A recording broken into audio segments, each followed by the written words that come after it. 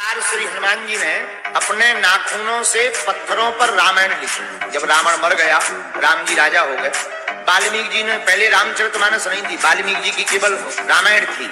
तो हनुमान जी के मन में आया कि हम तो 24 घंटा साथ रहे, तो बहुत से प्रसंग इन्होंने लिखे नहीं, उल्टे फुल्टे कर दिए। हम अपनी लिख करके दुनिया को बताएंगे कि राम जी कैसे।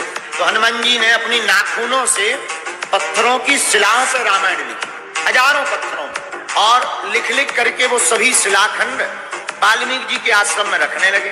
क्योंकि भाई उस वक्त यही बहुत अच्छा पब्लिकेशन था, बुक स्टॉल इन्हीं की बढ़िया थी। तो वाल्मीकि जी बोले ये क्या है?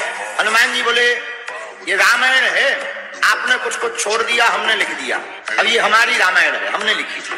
वाल्मीकि जी ने हनुमान जी की रामायण पढ़ी, तो उन्हें पूरी रामायण पढ़ने के बाद ये पता चला कि जहां हनुमान जी की रामायण अगर प्रेषित हो गई और प्रचार हो गई, तो वाल्मीकि जी सोचने लगे हमारी रामायण को तो कोई पूछेगा नहीं, हमारी तो बहुत छोटे लेवल की है, इनकी तो बहुत गजब ही है।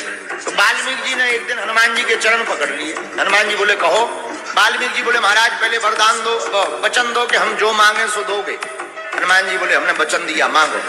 वाल्मीकि जी बोले सरकार, जो ये आपकी राम कथा है इसे समुद्र में डुबा दो, ताकि हमारी ही एक अकेली पुस्तक जिंदा बची रहे, सो हम जिंदाबाद बने रहेंगे, कोई कंपटीशन में खड़ा नहीं होगा। अब हनुमान जी वचन दे चुके थे, वचन के पक्के, प्राण जाए पर वचन ना जाई।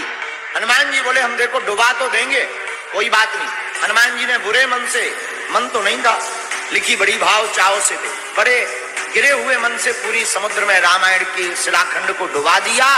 लेकिन जैसे ही डुबाकर बाहर आए तो हनुमान जी ने श्राप दे दिया वाल्मीकि जी को, तुमने कलयुग के मनुष्यों जैसी हमारी रामायण से ईर्ष्या की, जाओ हम तुम्हें एक श्राप देते हैं, जो रामायण हमने लिखी थी यही रामायण लिखने के लिए तुम्हें कलयुग में पुनः जन्म लेना पड़ेगा। तो हमारी ही रामायण को लिखोगे, वही वाल्मीकि जी कलयुग में तुलसीदास बनकर के प्रकट है। और उन्हें भूल का एहसास हुआ, भूल हो गई।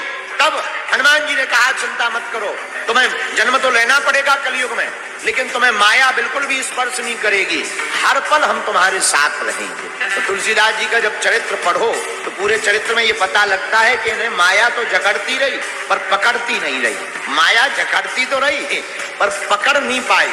शादी हुई और शादी के बाद इतना प्रेम लुगाई से हुआ तुलसीदास जी का कि वो अपने मायके गई, इन्हें इतनी याद आई कि रात को ही अपनी गैया बछिया को बांधकर पत्नी के मिलने के चक्कर में शाम को ही ससुराल चल पड़े। सुबह लुगाई गई, शाम को जे पीछे से। भयंकर बारिश का मौसम, पानी बरस रहा, नदियां उफान पर।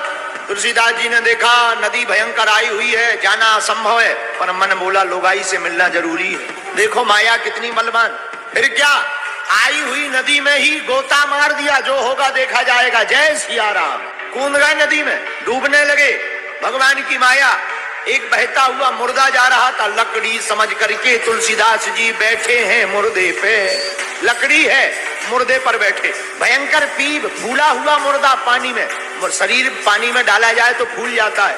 भयंकर पीप, दुर्गंध, लेकिन पत्नी की इतनी याद कि दुर्गंध भी सुगंध लग रही। कितनी खतरनाक है ये माया।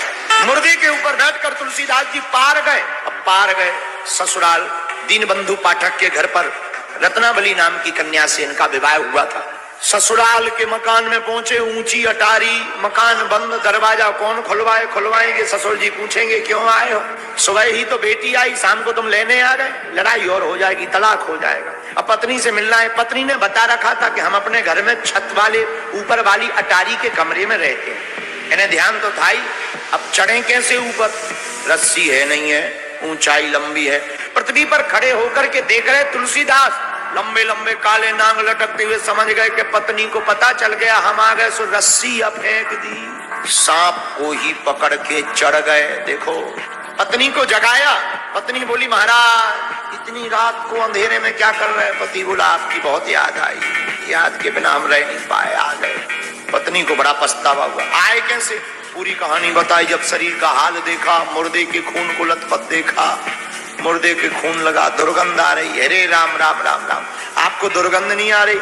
तो तुलसीदास जी बोले हमें तो तुम्हारी याद की सुगंध आ रही। पत्नी बोली ऊपर कैसे चढ़े? अरे तुमने रस्सी लटका रखी थी। पत्नी बोली हम और रस्सी, वो भी तुम्हारे लिए। दिया सलाई जलाई, पुराना जमाना, दिया जलाई ली, प्रज्वलित किया, दीपक जलाया, तो जला के देखा काले काले नाग लटक रहे। बोले जय हो महाराज। तुलसीदास जी बोले देखो कितना प्रेम करते हैं, पर धन्य है पत्नी। पत्नी ने कहा महाराज जितना तुम हमारे इस हाड़ मांस के पुतले से प्रेम करते हो, इससे आधा भी प्रेम अगर रघुनाथ से किया होता तो आज रघुनाथ जी तुमको प्राप्त हो गए। जाने लगे। पत्नी बोली कहां जा रहे? अब बोले अब काम हो गया, तुम अपना जीवन देखो, अब हम चल रहे हैं, अब लौट करके फिर कभी प्रभु कृपा करेंगे तो जय जय होगी। हमें आशीर्वाद दो कि हम अब जहां जा रहे अब सही जगह जा रहे हैं, अब हम जहां जा रहे सही जगह जा रहे। पत्नी बोली कहां जा रहे? बोले जहां जाने के बाद व्यक्ति लौट के नहीं आता। जहां कहां जा रहे? बोले जहां सबको जाना चाहिए हम वहां जा रहे। हम वहां जा रहे जहां बड़ी देर से जा रहे। जाना पहले चाहिए था, प्रभु के दर पर हमें पहले आना चाहिए था। वासना की जगह अब उपासना के पास जा रहे।